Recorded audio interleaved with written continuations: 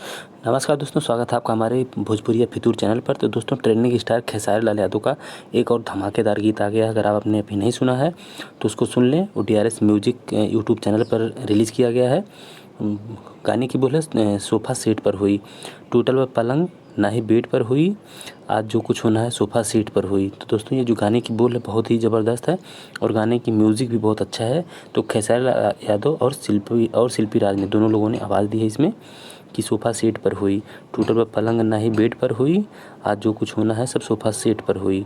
तो दोस्तों, इसका देख लीजिए आप, सीन भी अच्छे सीन है इसमें और बढ़िया है। इसमें सब कुछ आप देख सकते हैं। अगर नहीं सुने हैं तो काफ़ी तेज़ी के साथ ये गाना वायरल हो रहा है।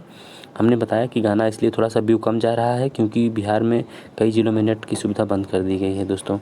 तो इसलिए आप इसको देखें और इस गाने का पूरा मज़ा लें और अपने दोस्तों में भी इसको शेयर करें और चैनल को ज़रूर सब्सक्राइब कर लिया करें दोस्तों, जिससे मैं आपके लिए नया गाने का रिव्यू लेकर के मैं आता रहूँ। दोस्तों, इस वीडियो में इतना ही। मिलते हैं अगले वीडियो में। नमस्कार, धन्यवाद।